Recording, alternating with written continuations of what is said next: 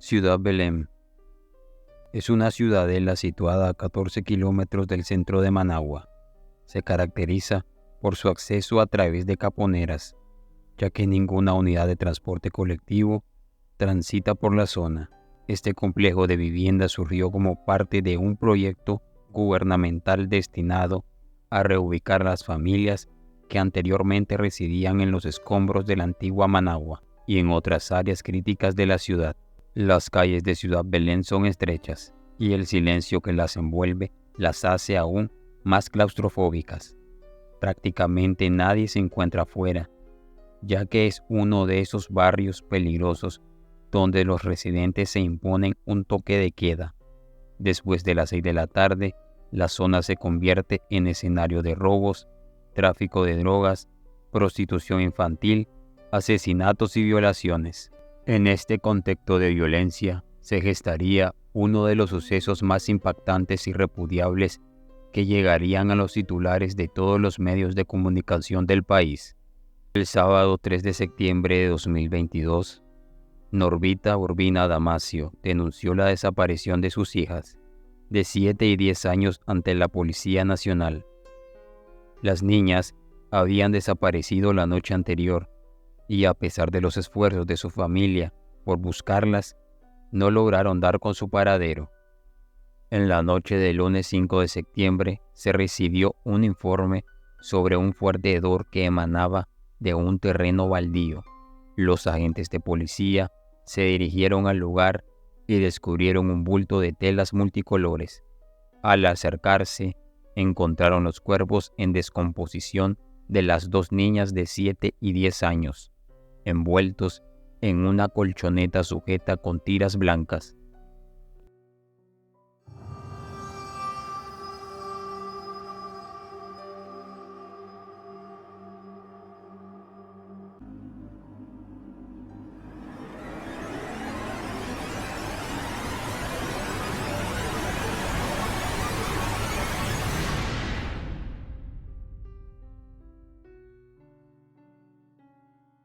Salustiano Joseph Cardenal, de 32 años, y Norvita Urbina Damasio, de 24 años, junto con sus dos hijas, se mudaron a Ciudad Belén 3 meses antes de este trágico suceso. La familia, de origen indígena mezquito, provenía de una comunidad remota en el Caribe norte del país, llamada Hualaquitán. Salustiano, el padre, era un militar de la Fuerza Aérea que tuvo que trasladarse a Managua con su familia debido a su trabajo.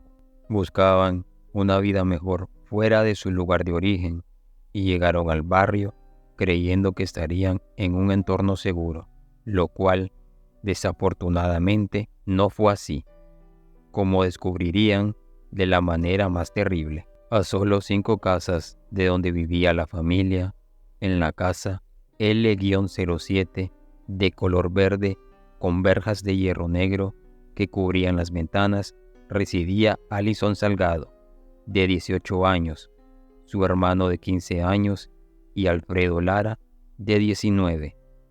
La madre de Alison se había mudado a Costa Rica, dejándola a cargo de sus hermanos menores, el adolescente de 15 años y una niña de 8 años. Alfredo Lara era el novio de Alison y vivían juntos desde hacía algunos meses. Alfredo tenía antecedentes delictivos, ya que estuvo detenido durante 90 días por robo, pero fue absuelto por no tener suficientes pruebas. La casa era frecuentada por otros jóvenes del barrio, que bebían, consumían drogas y celebraban fiestas a diario, escuchando música a un volumen muy alto, incluso en horas de la madrugada. Los desenfrenos que ocurrían en esa casa eran tan comunes que los vecinos lo consideraban como algo ya normal. Las dos niñas, Iris Urbina, de 7 años, y Micaela Urbina, de 10 años, solían jugar con otra niña de 8 años, Rebeca, quien era la hermana menor de Alison. En la tarde del 2 de septiembre de 2022, alrededor de las 8 de la noche, Rebeca se presentó en la casa de las víctimas con la intención de pedir permiso a la madre de las niñas para que las dejaran asistir a una vigilia. Sin embargo, la madre se negó a permitirles salir. Alrededor de las 9 de la noche, las víctimas, esperando a que su madre se durmiera, decidieron escaparse con Rebeca hacia la vigilia que se encontraba a una calle de su casa. Estuvieron ahí cerca de 1 hora hasta aproximadamente las 10 de la noche, momento en el que Rebeca regresó a su casa, mientras que las víctimas permanecieron en la acera de un gimnasio. En ese momento, el hermano menor de Allison, de 15 años, se acercó para convencer a una de las dos niñas, la de 10 años, de que entrara a su casa. La niña aceptó porque lo conocía y su hermana de 7 años la acompañó. Ambas ingresaron a la habitación donde Alfredo Lara, con la intención de ultrajar a la niña de 7 años, comenzó a desvestirla. La niña, en estado de shock, comenzó a llorar. Lara, con el fin de someter a la víctima, la golpeó en la parte del tórax. Sin embargo, la niña seguía llorando y para apaciguar los gritos, le colocó un trapo en la boca y parte de la nariz, provocando la sofocación y eventualmente la asfixia de la niña.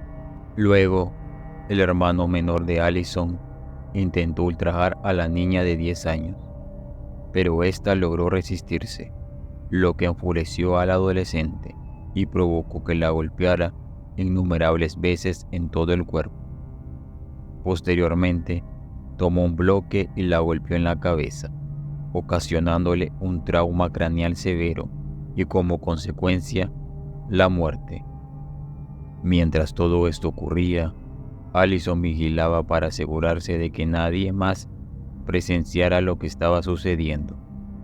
Después del hecho, los dos cuerpos de las niñas estuvieron tirados en el piso, en una esquina de los cuartos de la vivienda. A la mañana siguiente, Allison escuchaba música mientras limpiaba la casa con una escoba que mojaba en un balde con detergente diluido en agua, intentando borrar las evidencias. Pero fue hasta el domingo 4 de septiembre que la pareja decidió tirar los cuerpos, envueltos en una colchoneta, en un predio montuoso a 1 cuadra de distancia, debido a que se estaban descomponiendo. La madre de las niñas se percató de la ausencia de las menores cerca de las 10:30 p.m. y comenzó a buscarlas en la vigilia. No las encontró y regresó a la vivienda. Alrededor de la 1 de la madrugada, volvió a buscarlas en la vigilia hasta que la actividad finalizó. Al no encontrarlas, comenzó a buscarla en los alrededores, pero no las encontró por ningún lado. Al día siguiente, interpuso la denuncia por desaparición en la delegación de la policía, al mismo tiempo que seguían buscando a las menores colocando carteles en toda la ciudadela. No fue hasta el día 5 de septiembre de 2022, a las 8:30 de la noche, en el predio baldío, que fueron encontrados los cuerpos de las niñas. Desde el comienzo de las investigaciones, los vecinos declararon tener sospechas de Alfredo y Allison, debido a que los observaron lavando la casa al día siguiente de la desaparición de las niñas, sumado a la actitud nerviosa expresada mientras eran interrogados, llevó a la policía a realizar una inspección en la casa. Al aplicar luminol, encontraron presencia de trazos hemáticos en la sala de la habitación y en el cuarto del hermano de Allison. También se encontró el trozo de bloque y una toalla de color azul, ambos objetos utilizados para cometer el crimen.